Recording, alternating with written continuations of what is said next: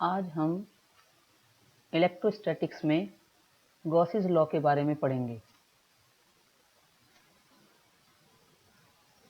Electric field निकालने के लिए हमारे पास एक रिलेशन है E of x is equal to 1 by 4 pi epsilon naught integration of rho of x dash x minus x dash over modulus of x minus x dash cube d cube x dash.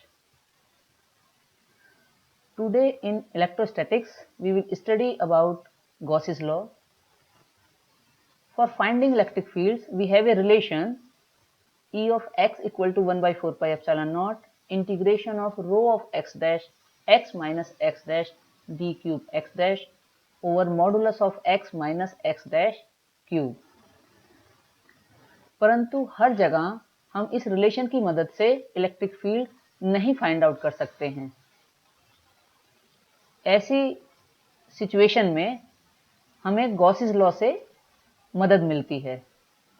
We cannot find the electric field everywhere using this relation. So there we get help from Gauss's law. तो अब हम देखते हैं कि Gauss's law हमें क्या बताता है। तो उसको देखने के लिए हम एक पॉइंट चार्ज Q कंसीडर कर रहे हैं जो कि एक सरफेस S के अंदर एनक्लोज्ड है।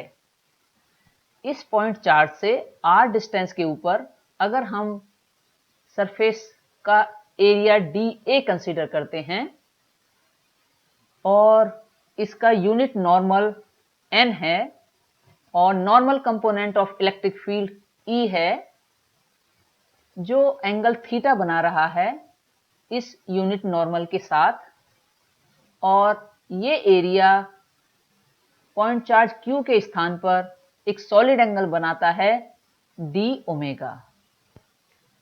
Let us now consider a point charge Q which is enclosed within a surface S such that if we consider a small area dA at a distance r from the point charge such that the n vector gives you the unit normal to this area and E is the normal component of the electric field and d omega is the solid angle subtended by this area at the point Q.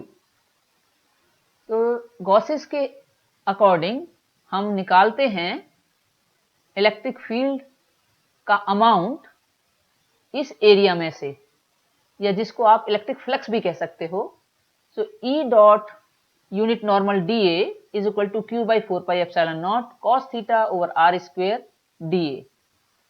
तो अब अगर हम if now we find the amount of electric field, or you can say the amount of electric flux coming out of this area, it can be given as normal component of the field dot the unit normal dA which is equal to Q by 4 pi epsilon naught cos theta over R square times dA।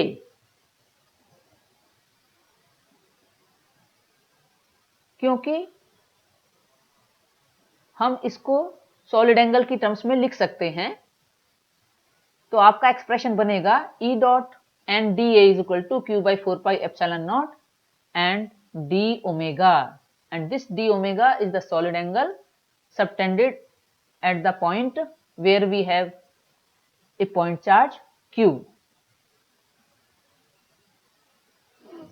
तो यहां से हमने solid angle की value जो हमारे पास आ रही थी उसकी जगह हमने सॉलिड एंगल d ओमेगा रख दिया है। तो E dot and dA is equal to Q by 4 pi epsilon not times d omega हो गया है, क्योंकि cos थीटा और R square dA gives you the value of the solid angle d omega subtended at this point। अब अगर आप पूरे surface के ऊपर अमाउंट कितना होगा तो उसके लिए हम क्या करेंगे, हम सरफेस इंटीग्रल लेंगे इस इक्वेशन का। तो अगर आप सरफेस इंटीग्रल करते हैं पूरे सरफेस के लिए, अगर आप देखते हैं तो आपकी इक्वेशन बनती है surface integral of normal component of E dot unit normal n dA this is equal to Q by epsilon not. क्योंकि जब आप सॉलिड एंगल निकालेंगे subtended by 2 to the whole पूरे सरफेस की वजह से, तो उसकी वैल्यू 4 पाई होती है। तो यहां से हमें इलेक्ट्रिक फ्लक्स की वैल्यू मिल रही है जो Q बाई एप्सिलॉन नॉट के बराबर आता है। लेकिन अगर चार्ज इस सरफेस के बाहर रखा हुआ है तो उस केस में ये सरफेस इंटीग्रल इलेक्ट्रिक फील्ड का normal component of electric field dot n d a that vanishes. Okay, so from here we calculate the value of the surface integral of E dot n dA for whole surface, and this comes out to be equal to Q by epsilon naught, because the solid angle subtended by the whole surface is 4 pi, and if the charge lies outside the surface then it becomes 0.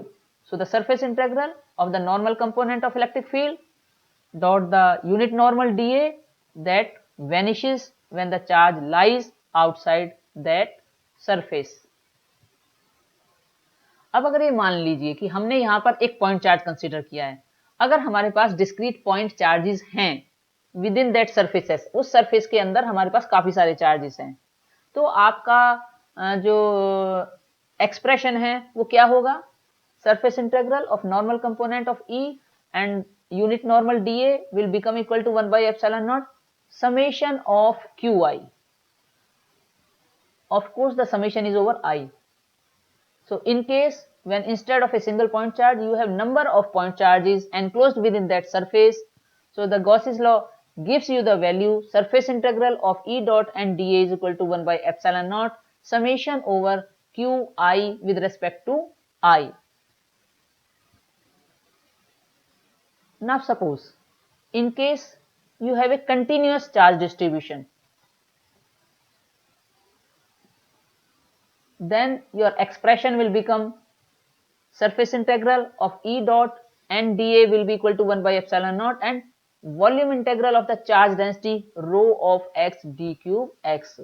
अगर आपके पास surface charge distribution है enclosed within the volume by this surface, तो उस case में जो गॉसिस law की statement आपकी बनेगी वो होगी surface integral E dot and dA is equal to 1 by epsilon naught and volume integral of rho of x d cube x. तो यहाँ पे ये rho of x आपकी चार्ज डेंसिटी है, so amount of charge per unit volume.